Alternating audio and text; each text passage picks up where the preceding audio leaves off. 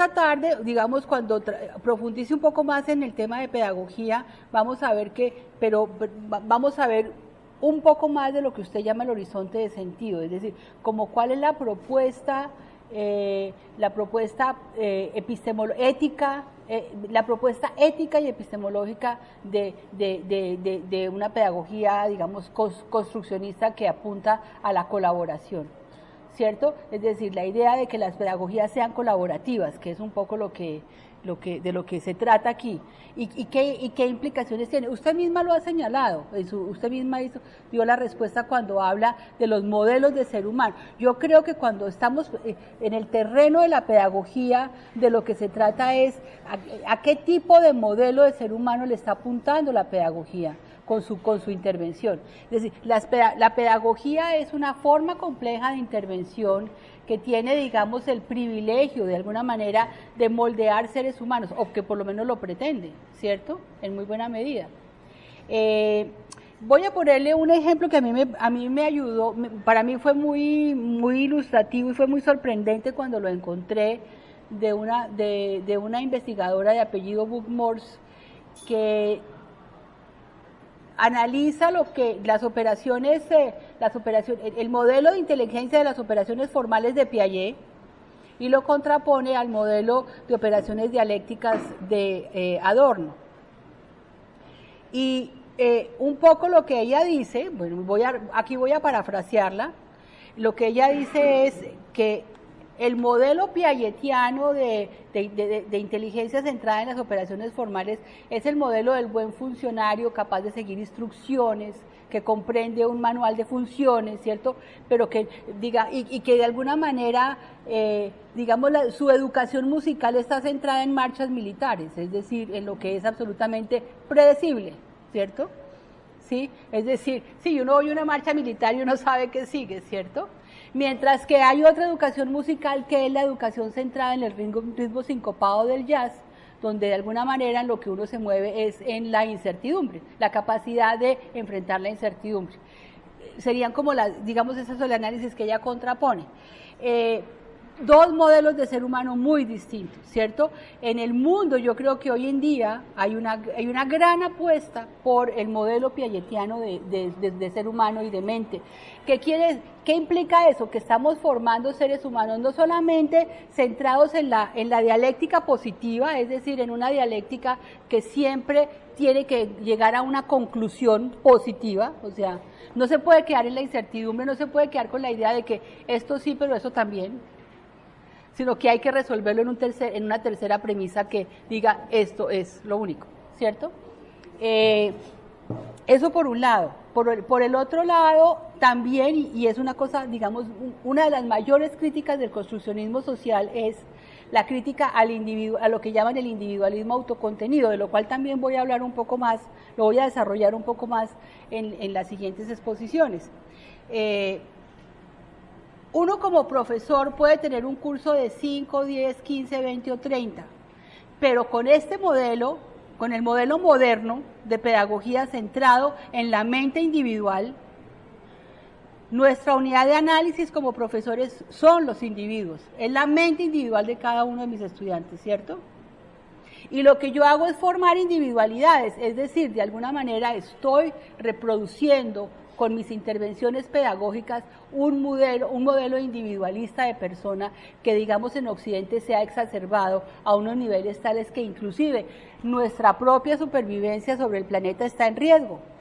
Tenemos muy poca capacidad de ser solidarios, de cooperar, de colaborar y en general, pues porque nos han formado es para lo otro, para el individualismo autocontenido, ¿sí?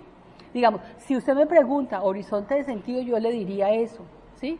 Para mí, de alguna manera, está en ciernes la posibilidad de transformar la concepción de ser humano que opera en la cultura, con una mayor capacidad o no de solidaridad, de cooperación, de colaboración. Sí, por supuesto. A lo que usted se refiere, yo creo que de alguna manera, digamos, el ejercicio reflexivo y crítico y la capacidad de colaboración y de solidaridad implica que las personas puedan entrar en relación para tomar decisiones del nivel que usted está planteando. Yo no creo que nos corresponda ni a mí ni al mismo construccionismo aportar una sola alternativa posible en términos de no sé, capitalismo neoliberal o en fin, pienso que de lo que se trata es de generar, sí, personas no capaces de seguir instrucciones y en ese sentido simplemente ser buenos funcionarios de un modelo que ya está, que preexiste, sino generar una capacidad reflexiva justamente para el cambio, en términos de colaboración y de solidaridad, pero también abierta a distintas opciones. Yo sí creo que no hay una única alternativa. Lo que sí creo es que, de alguna manera, lo que plantea esta alternativa es buscar un nuevo tipo de persona que transforme la cultura. No el tipo de persona que es capaz de operar en el modelo económico y cultural existente, que sí creo que se ha hecho con anterioridad. O sea, ¿cómo lograr construir un sujeto que opere en el libre mercado? Yo creo que durante mucho tiempo ha sido un modelo individualista, moderno, digamos racionalista, ¿cierto? Sin duda, que se reproduce. O sea, que las pedagogías pueden reproducir, pero también, digamos, pueden transformar, digamos, emplear otro tipo de modelos, que es esta propuesta. Digamos, esta propuesta justamente está diciendo, avancemos hacia la producción, digamos, un modelo que sea capaz de retar el individualismo autocontenido del modelo moderno de pedagogía y de psicología, ¿sí? Muchos dicen que esa es la diferencia entre una cultura como la japonesa y la nuestra, justamente la dificultad para colaborar, y la verdad sí, inclusive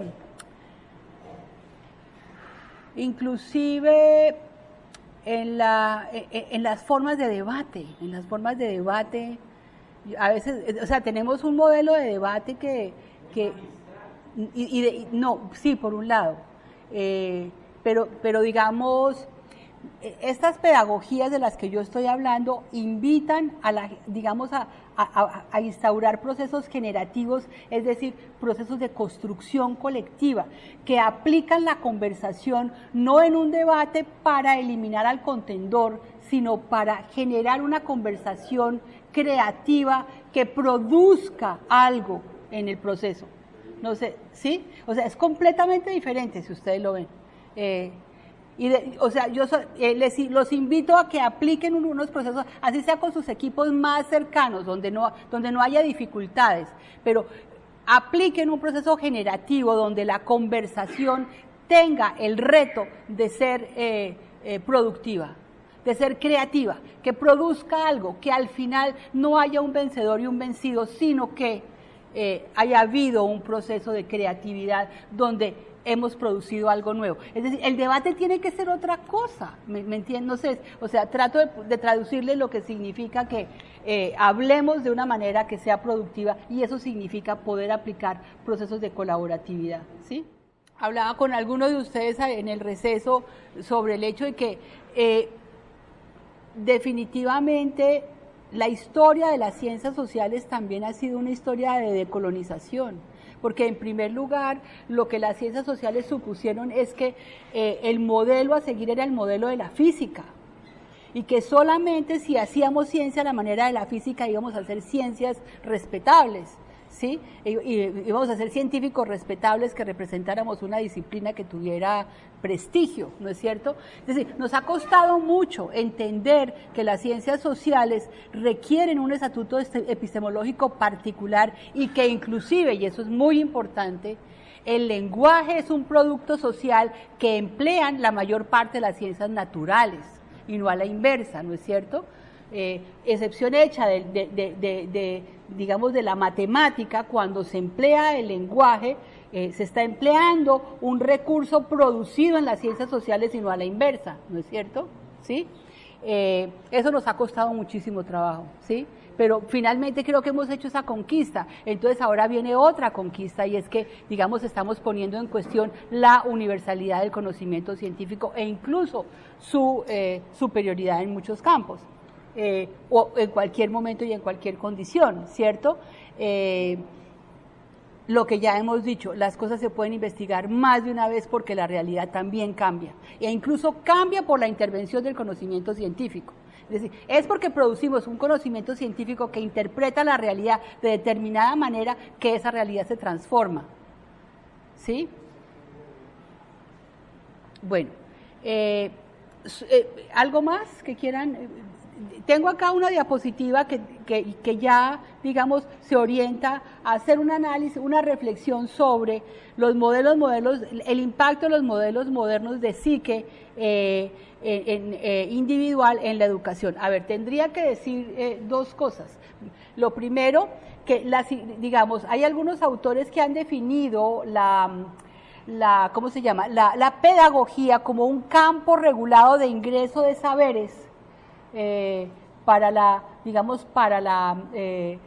articulación, digamos, para la articulación de una concepción sobre el tipo de ser humano que hay que producir.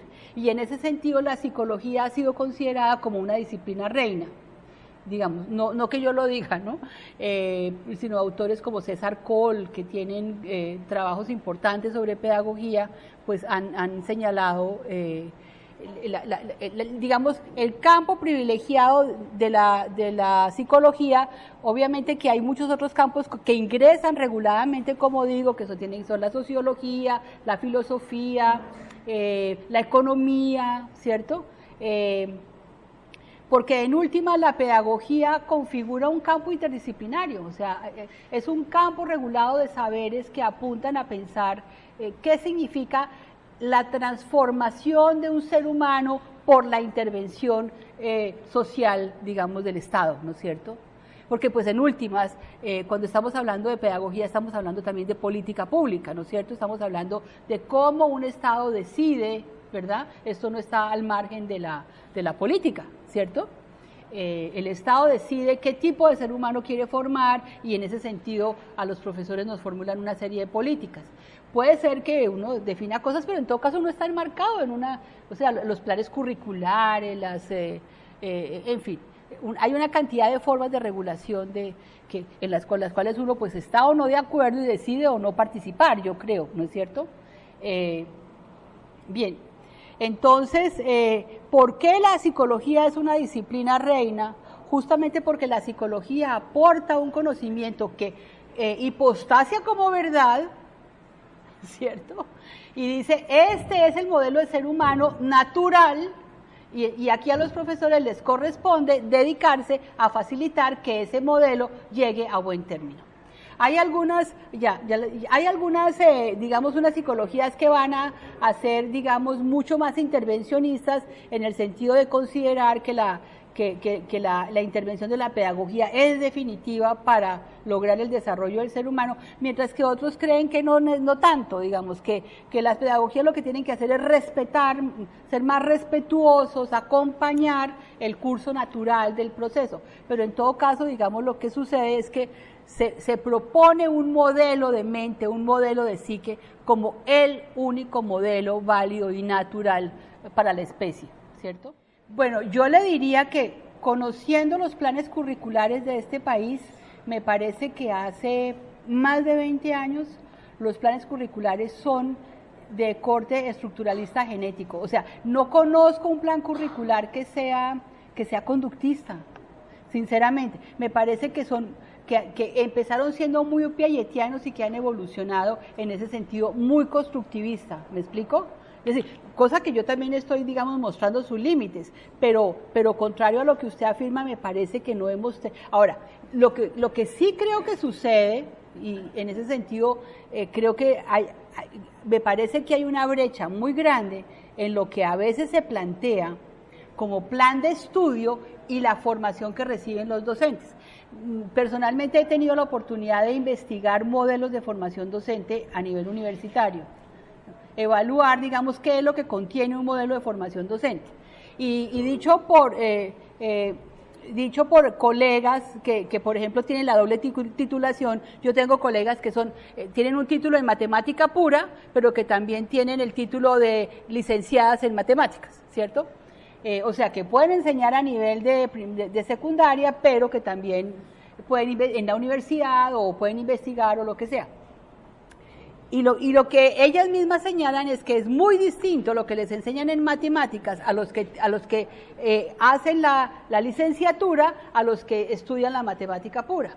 Y lo que yo pude observar en los modelos de entrenamiento profesional de docentes es que, digamos que a los maestros, a los estudiantes que van a ser docentes, les dicen, les entregan, digamos, les median el conocimiento con las fuentes, es decir, no les dicen vamos a leer aquí a Piaget, ¿cierto?, sino que aquí le traigo el resumen de la obra de Piaget, y entonces estudiémonos el resumen.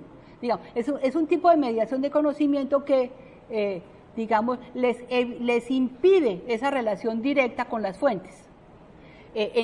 Digamos en ese núcleo de formación docente que es corto, porque lo otro es el estudio simplemente, o sea, el estudio del área de enseñanza en la que se van a desempeñar, sea la que sea, historia, geografía, matemática, etcétera.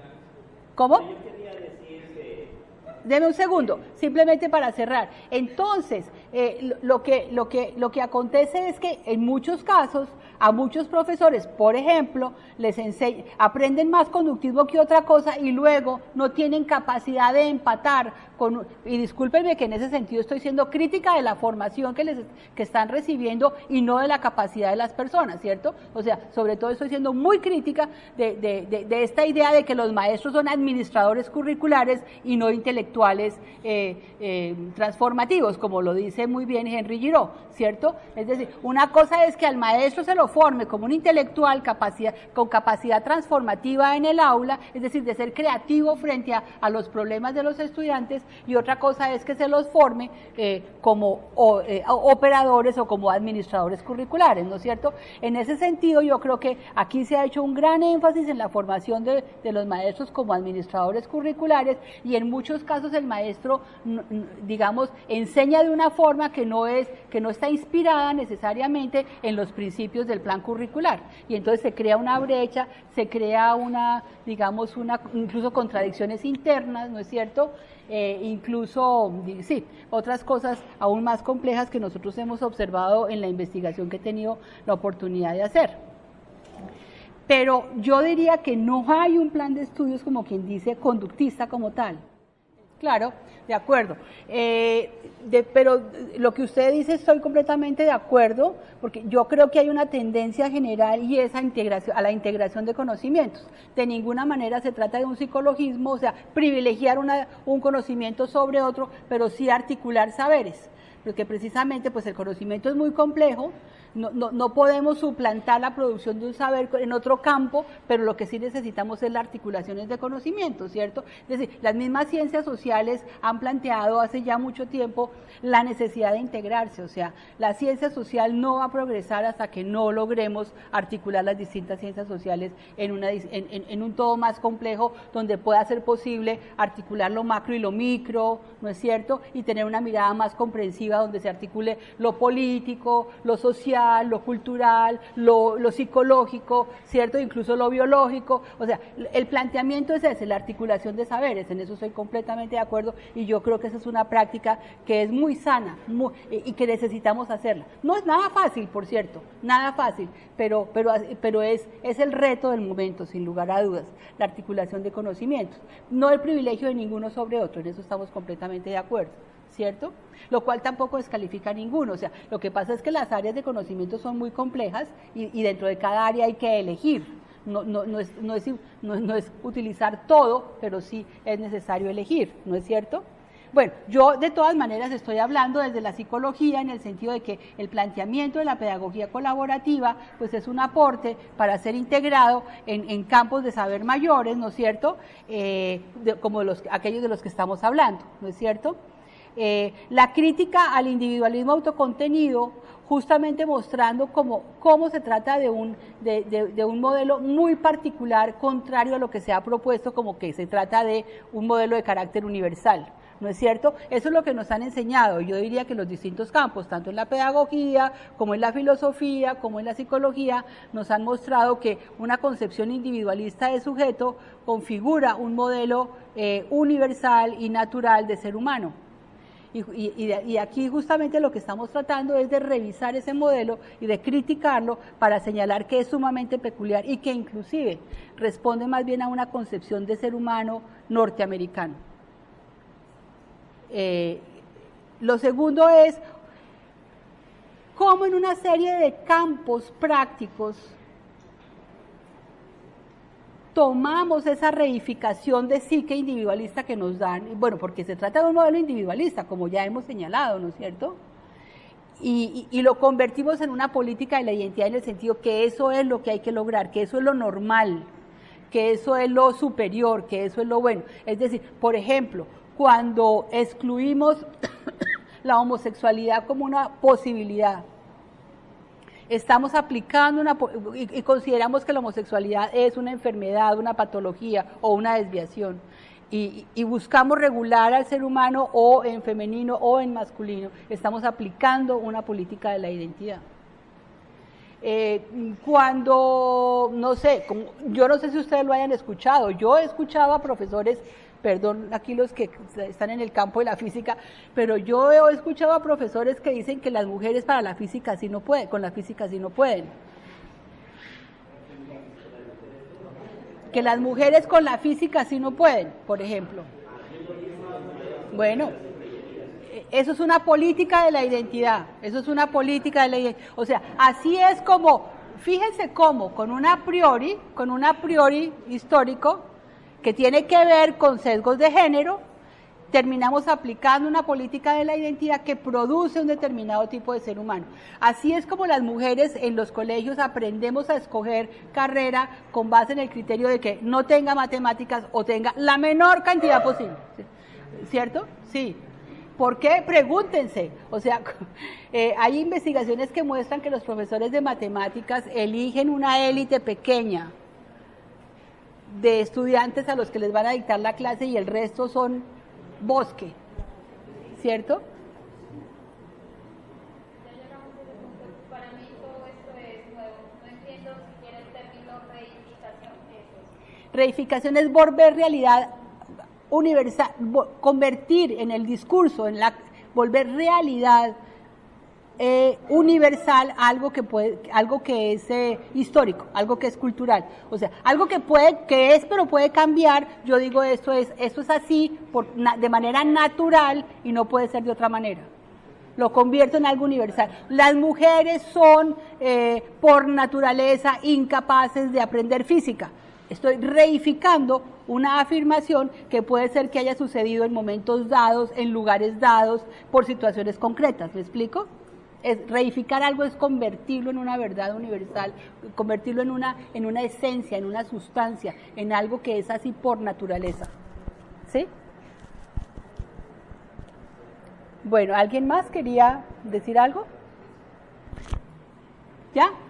¿Empatamos? Sí. Bueno. Igual lo busqué en Google y me decía como 4 cosas. Ok, bueno. No, muchas gracias por preguntar. Bien. También en ese sentido la política de la identidad lo que hacemos es darle a las personas un modelo que las personas se van a encargar de producir ellas mismas como una forma de profecía autocumplida. Lo que yo digo, si yo aprendo por otros que las mujeres no somos buenas para las matemáticas, de ahí en adelante yo lo creo y me voy a dedicar a eso, por ejemplo, a buscar qué puedo estudiar que me permita no fracasar, no digamos ser exitosa, no fracasar, tomando en consideración que yo no sirvo para las matemáticas. Claro, por supuesto, es decir, en la medida en que las mujeres pongamos en cuestión, las mujeres y yo diría que nuestras mamás y en buena medida nuestros profesores nos den una oportunidad para que esa concepción cambie, pues la vamos cambiando. De hecho, eso es lo que muestra la investigación. La investigación lo que muestra es que por ejemplo, en Estados Unidos hicieron una investigación muy grande que llegó a proponer que existía en las estudiantes de secundaria lo que llamaron la ansiedad matemática, es decir, el miedo a fracasar. Lo llamaron así, ansiedad matemática de las mujeres.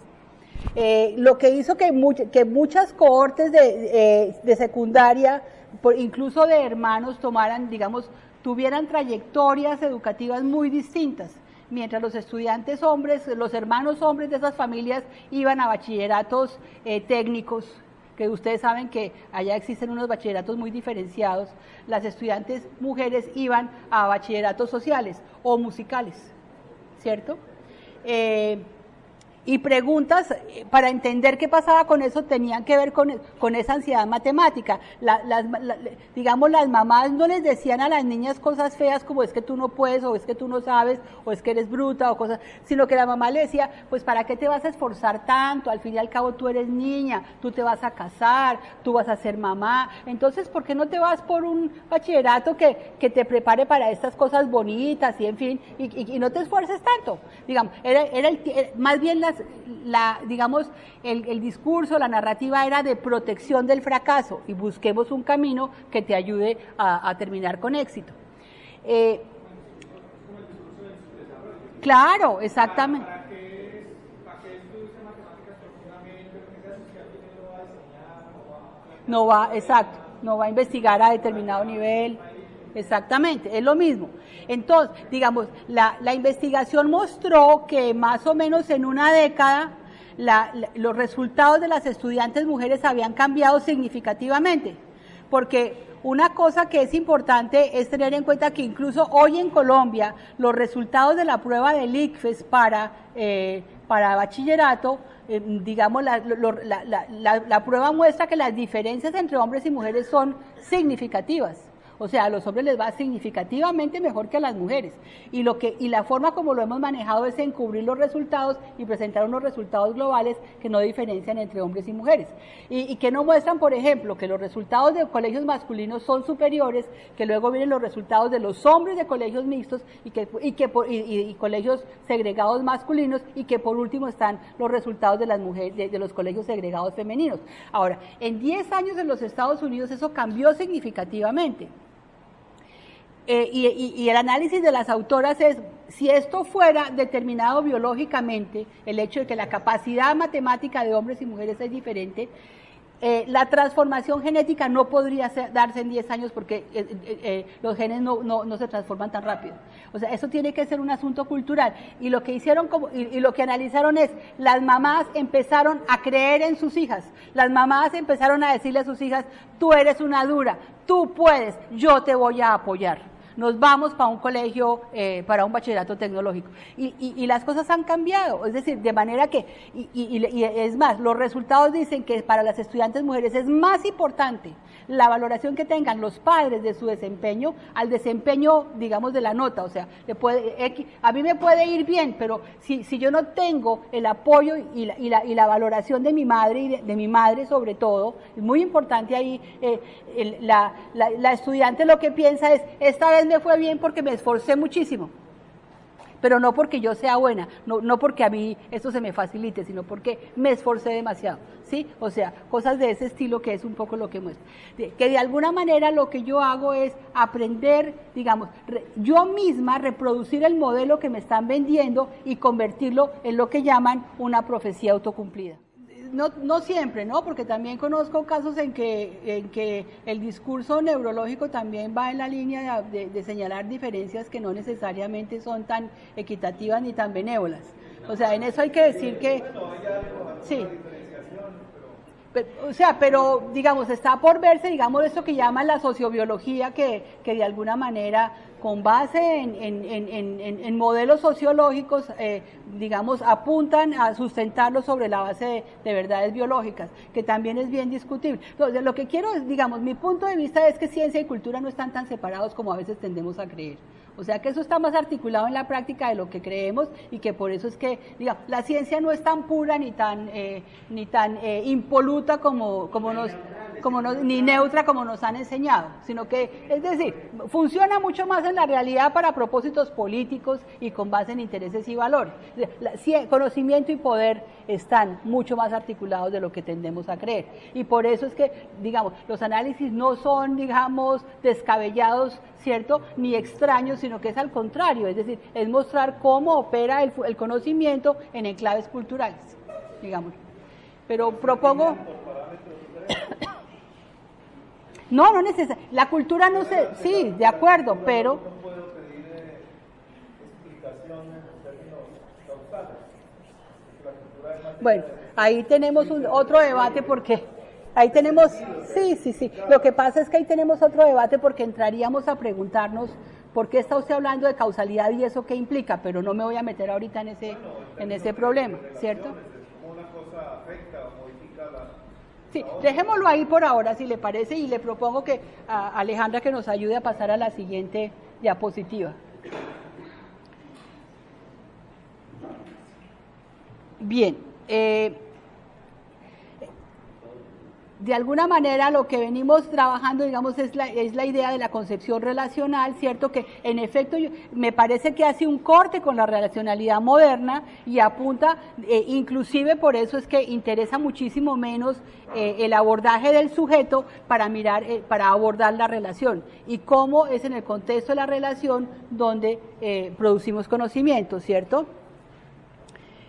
Ahorita voy a mostrarles una síntesis de esto, pero digamos de alguna manera lo que se plantea es que los límites del conocimiento, los límites del sujeto son fluidos, es decir, que nuestra piel no pone el límite con el otro en ese sentido, sino que estamos mucho más articulados, es decir, hacemos parte de una comunidad. De alguna manera, nosotros hemos perdido como parte del horizonte de sentido la idea de que somos comunidad. Y eso tiene una dimensión mucho más compleja de lo que creemos. No es solamente familia, no es solamente clase social, es también etos, es también una serie de otras cosas, ¿no es cierto? Y en ese sentido, por eso decía yo, no somos tan únicos ni tan irrepetibles, sino que hacemos parte, ¿cierto?, de estos enclaves, digamos, de sentido, de estos enclaves históricos, ¿verdad?, que también nos dan identidad en ese sentido, ¿cierto? Cuando hacemos, digamos, la comunidad y de alguna manera la pregunta o el horizonte de sentido acá, si se quiere, es cómo podemos transformar el énfasis que culturalmente hemos venido dándole al individualismo a pesar de que somos sujetos relacionales. No es que estemos diciendo de cero vamos a empezar a promover una relacionalidad que nunca ha existido, todo lo contrario. De hecho, el lenguaje existe porque existen dinámicas sociales muy complejas, o sea, se originaron en épocas pretéritas como protovoces de coordinación social de la acción para sobrevivir, ¿no es cierto? ¿Cómo? El grito, claro, el grito y otro tipo de coordinación, protovoces. En ese sentido, es cómo fortalecer esas características relacionales, solidarias, colectivas, comunitarias, que en todo caso, digamos, han mantenido esta especie sobreviviendo en este planeta, ¿no es cierto? En ese sentido, como, digamos, fortalecer, por ejemplo, la idea de que el control esté en la comunidad y no en el sujeto, que de alguna manera, por ejemplo, la concepción kantiana de autonomía es esta idea de que usted se apropie la ley y usted propiamente se controle, digamos, pero digamos, hay todo un desarrollo sobre la moralidad y sobre la autonomía que tiene que ver con la idea de que esto es un asunto relacional, ¿no? Incluso, digamos, que implicaría, por ejemplo, que pensemos la concepción de la imputación de la responsabilidad penal. ¿Sí? Es decir, ¿de quién es la responsabilidad? Cuando la dinámica social, si uno la ve un poco más detalladamente, uno comprende que ha habido una serie de procesos sociales mucho más complejos que explican por qué alguien terminó cometiendo un delito. Y no lo pongamos en las situaciones límites del dilema de Hans, ¿no? O sea, pues que ese es el más sencillo de todos, ¿no? no sé si el dilema de Hans es el del niño que su mamá se le está muriendo, que es el dilema típico de Colbert, ¿no es cierto?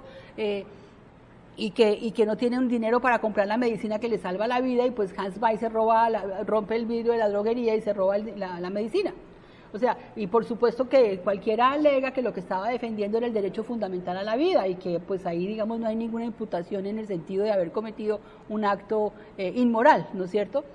Pero así hay muchísimas otras situaciones en las cuales realmente se reta la idea de la autonomía moral y de la imputación moral al individuo, cuando en realidad se trata de situaciones. Pero no tenemos teoría del derecho para esto, o sea, esto está todo por hacer, pero como no tenemos una teoría fuerte en pedagogía, y me disculpo porque creo que no la tenemos, pero aquí hay que hacerla, en términos de pensar la relacionalidad como el objeto de la pedagogía. O sea, digamos, sí tenemos trabajos de grupo, ¿no es cierto? Pero en realidad esos siempre son considerados actividades un poquito secundarias, menores, un poquito, y donde hay un vago y un pilo, ¿cierto? Entonces hay uno que va en coche con el otro, pero nosotros no tenemos una cuestión fuerte en términos de una pedagogía que funcione relacionalmente, en términos de desarrollar reflexividad, construir propuestas, resolver problemas, construir cosas que no existen, soluciones, interpretaciones, etcétera, ¿no es cierto? Digamos, eso está por hacer, y ese es el gran reto. El gran reto es si nosotros a través de la pedagogía podemos generar sujetos sociales que estén, y perdóname que insista, en una posición de colaboratividad muy distinta a la idea de que lo mío es mío y lo demás no me importa, ¿no es cierto? Que es un individualismo que exacerbamos a través de la pedagogía, ¿no es cierto? ¿Sí? ¿Cómo? Claro, bueno, si lo quieres llamar cooperación y no colaboración, pero yo creo que vamos en la misma línea, de ser copartícipes en los procesos sociales y en ese sentido también avanzar, porque yo creo también que aquí hay que, digamos, movernos de la idea de que una cosa es la razón, otra la emoción y otra la moralidad o los valores, ¿cierto? Sino que cómo articulamos esto de una manera. Nosotros no somos compartimentos estancos ni estamos divididos de esa. Un elemento adicional que creo que es muy interesante, que hoy se está moviendo mucho, porque si ustedes ven, justamente ayer oí a alguien de la oposición en Venezuela, a propósito de que están haciendo esta marcha, hablando de la necesidad de una narrativa. Y a mí me pareció eso tan interesante que yo oigo a ver qué es lo que está diciendo el señor. Y entonces estaba hablando de la narrativa que ellos necesitan, no, de la narrativa que está construyendo el gobierno sobre X o Y cuestión. Independientemente de todo, me parece que en Venezuela ha aparecido algo muy evidente, y es que las cosas se están defendiendo con narrativas diferentes. O sea, se construyen fuertes narrativas, digamos, hay un énfasis como en la construcción social de narrativas. Y las personas entonces responden con otras narrativas construidas también. De alguna manera, digamos, cada vez está siendo más evidente, incluso en la dinámica puramente política, que la narración es la metáfora, o sea, que nosotros funcionamos con narrativas, y que entonces, de alguna manera, lo que estamos proponiendo es desarrollar una nueva narrativa, ¿no?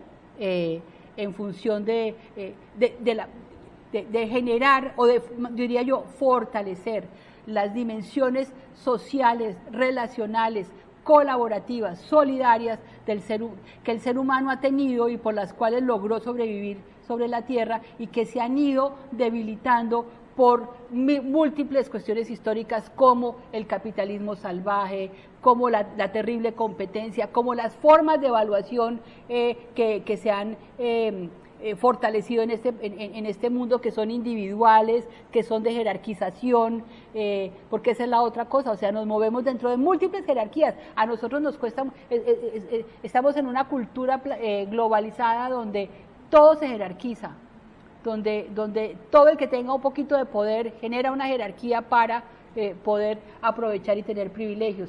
O sea, y donde el éxito es lo fundamental. De acuerdo. Sí, por favor.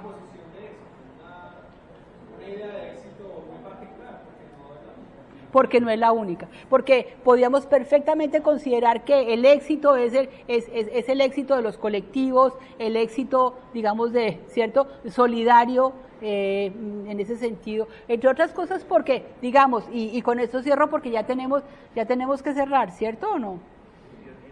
Bueno, ok.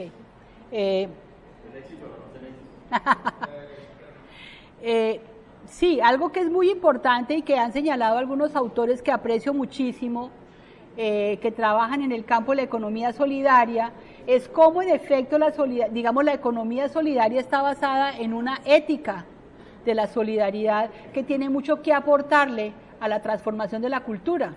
Es decir, estos autores dicen, mire, la concepción de economía solidaria se ha banalizado porque se piensa que es una dinámica para conseguir 3 pesos cuando uno no tiene nada, ¿cierto? Punto. Pero en realidad lo que sustenta la concepción de una economía solidaria es una ética completamente diferente, donde justamente lo que se fortalece son las comunidades y los colectivos con base en una ética que piensa el éxito en términos colectivos comunitarios y no al contrario. O sea, bueno, sobre eso hay mucho, es que el problema es que para un día no podemos abarcar tanto, pero sí es mucho lo que se puede plantear. Por ejemplo, hay un trabajo de Kenneth Gergen que les recomiendo, que está en el libro que ustedes pudieron bajar o pueden bajar todo, que tienen el enlace, que se llama Las consecuencias culturales del discurso del déficit, que es muy interesante y que tiene grandes aplicaciones al tema de la evaluación pedagógica. ¿Sí? Se llama así, Las consecuencias culturales del discurso del déficit. Es decir, fíjense que en Occidente esta idea de construcción de jerarquía significa que siempre hay alguien que va a estar en déficit, ¿cierto? Porque pues tanto como que, a ver, y perdónenme que voy a decir una cosa de la que no se habla, pero que existe y existe en todas partes, quiero decir en todas las universidades. Las cosas se deciden según donde yo corte la curva, ¿no es cierto? Y se deciden para, o sea, qué porcentaje de estudiantes salen aquí graduados, qué número de estudiantes entran. Yo corto la curva en un determinado punto. Y en el otro punto decido que ahí hay déficit. Pero por otro lado, el siguiente año yo puedo decir que un grupo que el año pasado entró, este año está en déficit porque se presentaron más. Entonces yo puedo cortar más arriba. ¿Cierto que eso es cierto o no? Eso pasa más de lo que creemos, ¿sí?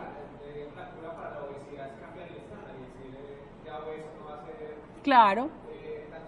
Bueno, no, pues pongan una peor, ¿cómo se llama? Pobreza. La canasta familiar. ¿Cierto?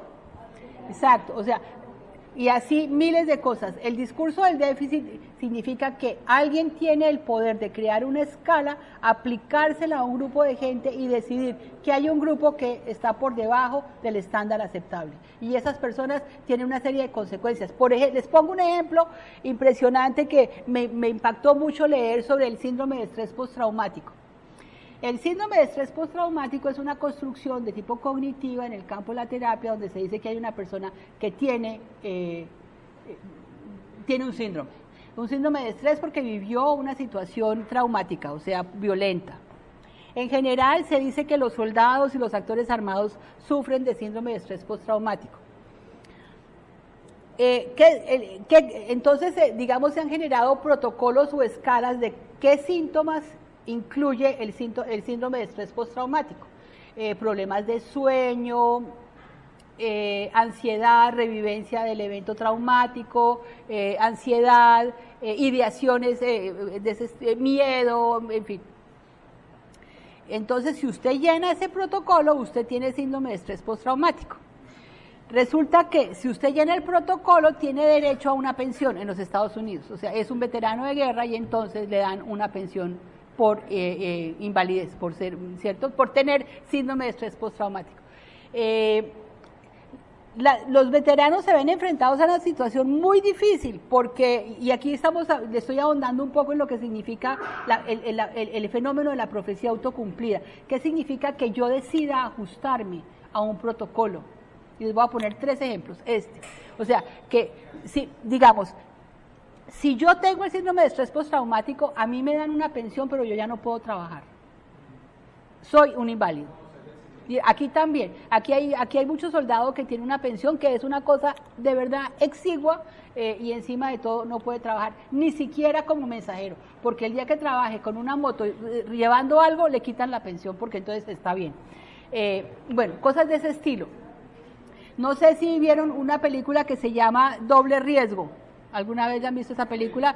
Una mujer que el marido le arma toda una trama para acusarla de que lo mató, y él se va a vivir con toda la plata y con la amante modelo por allá divinamente.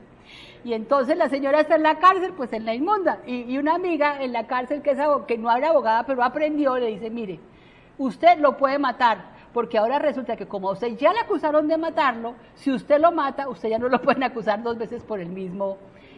Y ahora, ¿cómo hace usted para salir de acá? Pues, a ver, ajústese al discurso que quienes deciden que usted ya está resocializada tienen. Aquí hay un protocolo, entonces usted debe decir que usted ya entendió que usted actuó mal, que usted está arrepentida, entonces ajústese al protocolo y verá que usted sale y ella sale, ¿cierto? ¿Sí?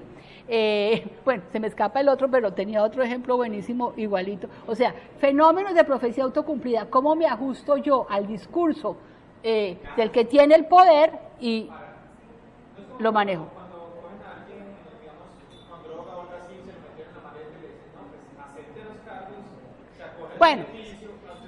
bueno, eso es, sí. ¿Cómo?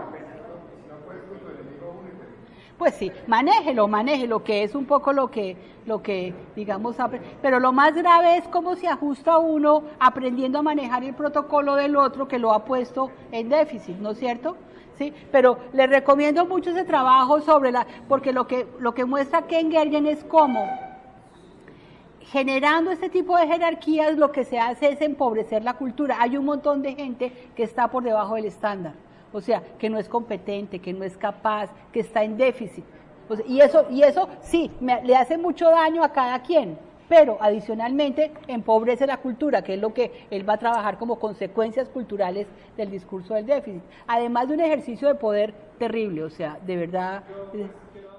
Sí, no, y sobre todo, pues los hombres son socializados con mucha frecuencia en la competitividad, porque, por ejemplo, a través de los deportes y todas esas cosas, pero justamente hay una serie de estrategias colaborativas que le apuntan, por ejemplo, las Olimpiadas de Matemáticas, que cuando se hacen en grupo, digamos, uno de los principios que han aplicado mucho en las estrategias colaborativas en primaria tienen que ver con elaborar grupos multiculturales o con base en criterios de diferencia de muy distintos estilos.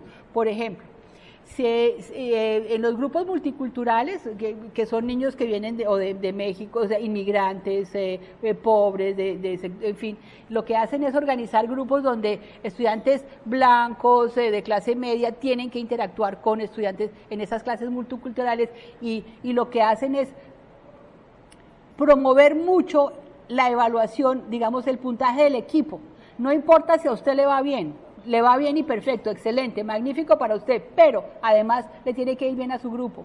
Entonces, ¿eso qué promueve? Que el estudiante que sabe menos, el que le va bien le tiene que ayudar, o sea, venga, le ayudo para que usted aprenda cómo se hace esto, para que en la competencia usted lo pueda hacer y entonces no nos baje el puntaje, por decir, o sea, competencias pero en equipos y además equipos organizados por diferencias. Y por relaciones multiculturales. Eso hace que, siendo una estrategia muy ganadora, en todo caso, no fomente el individualismo, por ejemplo, sino que también está la colaboración como, sí, perfecto, nos vemos esta tarde entonces, vamos a almorzar, listo. Bueno, profesores y profesoras,